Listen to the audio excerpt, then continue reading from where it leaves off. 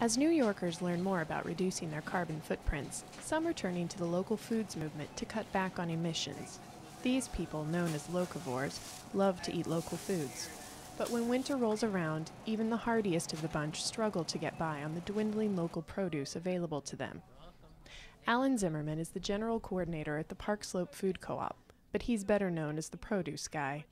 He's been in charge of buying the produce for the last 10 years. In season, which I would say the peak of the season would be from late July, early August through about 2 or 3 weeks ago, we would get almost half of our items locally grown, about 125 items. Today, in the second week of December, we have 54 local items, which is, I think, something still to be proud of, but that's down to 20%.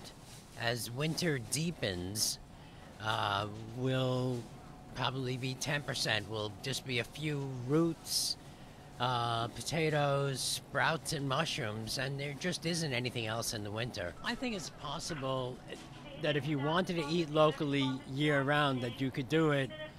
I couldn't, and I wouldn't, because I want a more diverse diet. So in the winter, even the local roots disappear. Even the local potatoes will end. They're just, and the winter is nothing compared to the spring when food hasn't grown yet and storage crops have run out. Leda Meredith decided to start eating locally because she was worried about her carbon footprint and because she liked getting the freshest food possible. Between a farm share, a food co-op, and farmers markets, she tries to eat as much as she can from local sources. She even wrote a book called Botany, Ballet, and Dinner from Scratch about her experience learning to eat locally.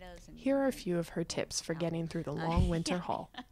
I would suggest that they start learning some food preservation next year in time for the summer, because in the middle of winter, if you did put up some beautiful sun-dried tomatoes, some ratatouille in a jar, some bell peppers in the freezer, some strawberries in the freezer, all of a sudden you can do something with that kale and potatoes, and it's not so boring.